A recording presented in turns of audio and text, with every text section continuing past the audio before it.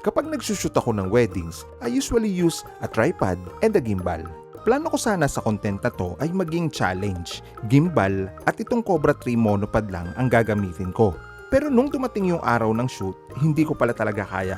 Ang result ay mas naintindihan ko ngayon kung para saan ba talaga ang monopod na to. Nalaman ko rin kung saang part siya ng wedding pinaka the best gamitin at kung saang part naman hindi siya effective. Sa video na to ay isi-share ko sa inyo lahat ng natutunan ko.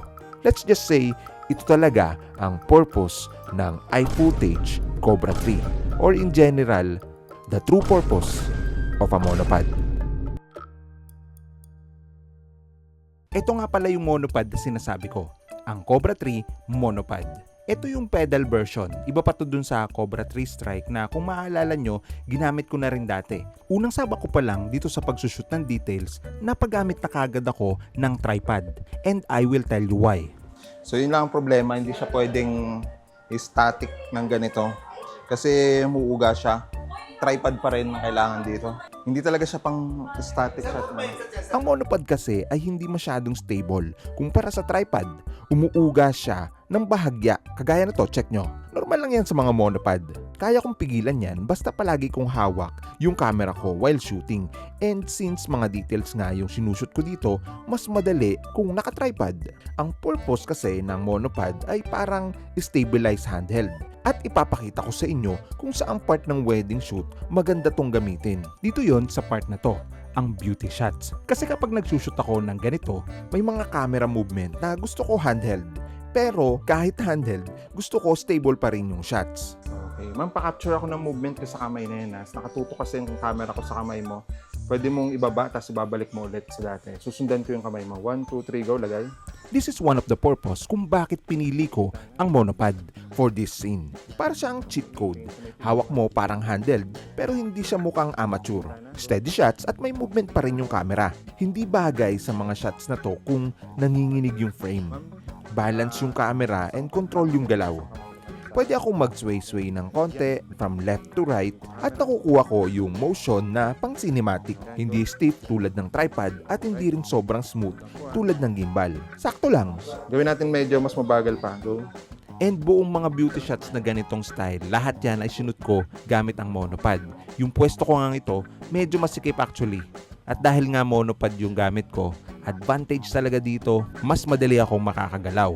I will not go on to the details ng mga shoot ko dito, but to make it short, nag-shoot din ako gamit ang gimbal. Pero lahat ng mga beauty shots dito, hindi na ako gumamit ng tripod.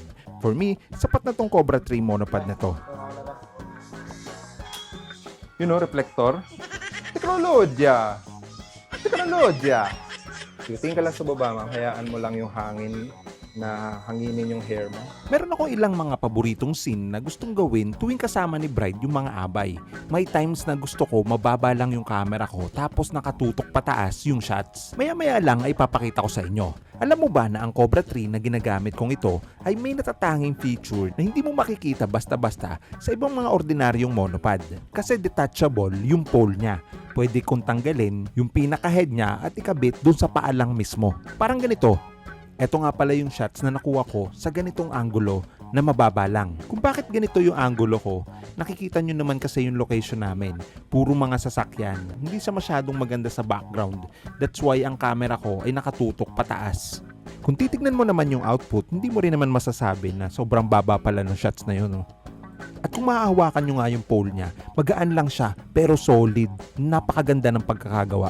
Alam mo yung feeling na kapag hawak mo, hindi talaga to basta-basta, hindi siya cheap. Sinasabi ko na kagad. Ngayon idadako naman tayo sa pag-shoot ng gift giving. At ito pa rin Cobra 3 ang gagamitin natin. Hindi na ako gagamit ng tripod and I think kaya naman ito. For me, sa eksenang ito, hindi naman required or wala namang nire-required na dapat tripod o dapat monopod ang gagamitin. Nasa sayo rin naman yon. For me at that time, okay na tong monopod na to. At saka hindi na rin naman talaga ako nagdala ng tripod kasi alam ko, kaya na ng Cobra 3 to. Tignan nyo kung gaano kasikip yung hallway na dinadaanan ko. Medyo madaming tao, tapos may mga lamesa pa sa gilid. Pero since itong Cobra 3 yung gamit ko, mas madali ako nakakagalaw kahit marami akong nakakasalubong na tao, medyo masikip sa daanan, mas madali siyang bitbitin. Imagine mo na lang kung tripod yung gamit ko. Ang sunod na eksena ng kukunan ko ay yung pagbabasa ng wedding vows. Since mukha namang kayang maging steady nung shots ko dito, monopod na lang ang ginamit ko. Pero sa tingin ko mas maganda kung tripod. And since hindi ko dala yung tripod dito sa room, nakita ko ngayon yung lamesa ng makeup artist at sa tingin ko mas okay kung ipapatong ko dito yung monopod ko na tinanggal na yung center column. So na-convert ko siya as tabletop tripod at mas napaganda pa. Bago tayo magpatuloy, gusto ko lang i-flex pa itong isa pang feature ng Cobra 3. Meron siyang foot pedal na pwede kong tapakan sa baba para maigalaw ko yung mismong monopod na parang ganito. Perfect siya para sa mabilisang movement ng camera sa binubuo kong power intro. Ngayon balik tayo sa shoot. Napansin ko doon sa kasama ko na hawak lang niya yung ilaw at nakakangawit naman talaga kapag ganun yung setup.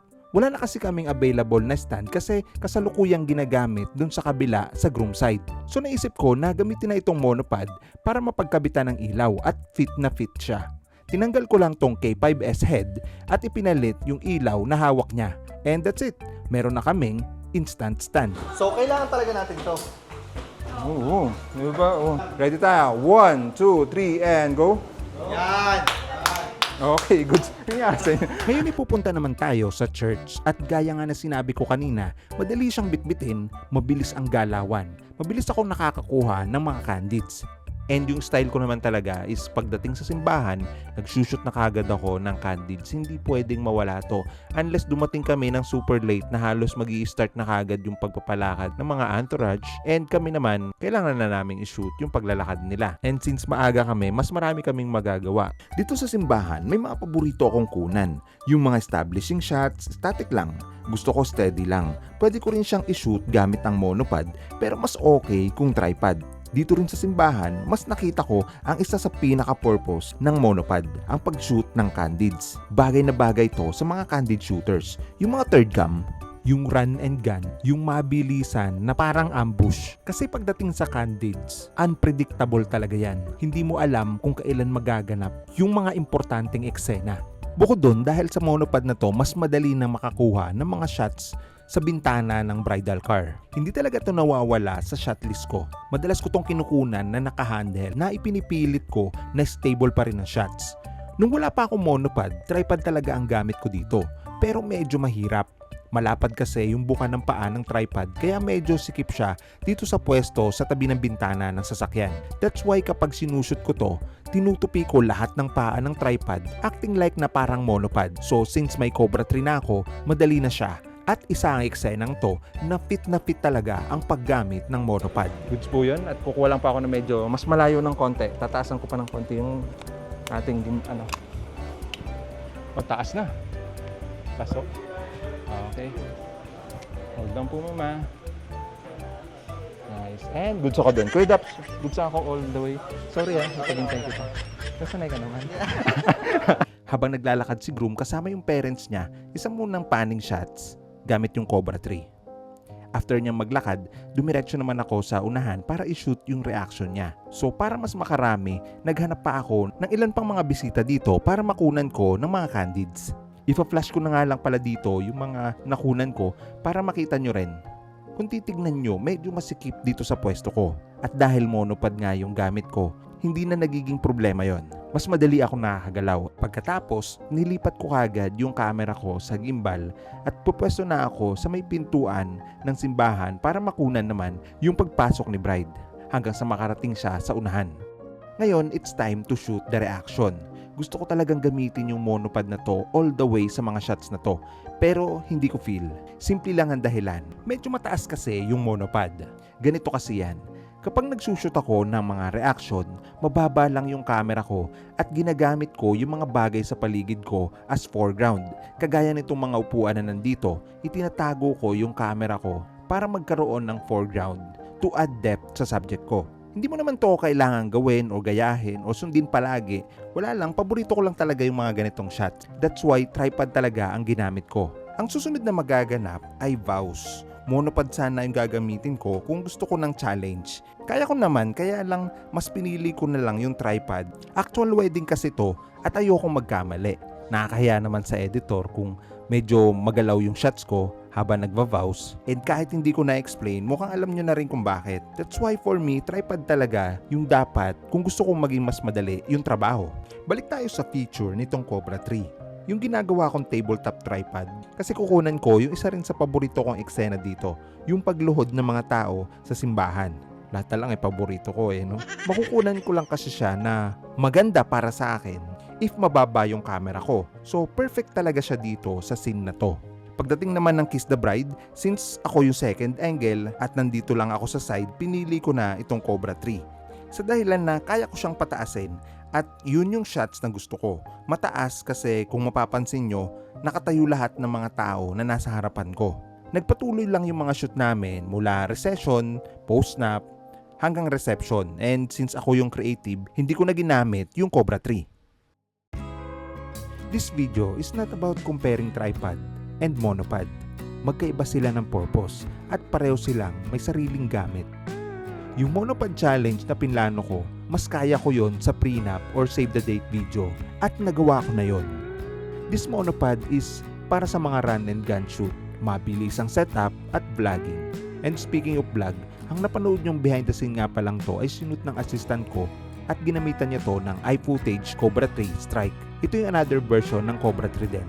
Malalaman mo ang purpose ng isang gear kapag alam mo kung saan at kailan siya dapat gamitin. The true purpose of a monopod is not just support your camera, kundi mapadali ang trabaho mo. Yung mabibigyan ka ng freedom para makuha mo yung mga shots na bagay sa style mo. In the end, it's not about the gear itself, kundi kung paano mo siya gamitin. Maraming salamat sa panonood. Happy shooting!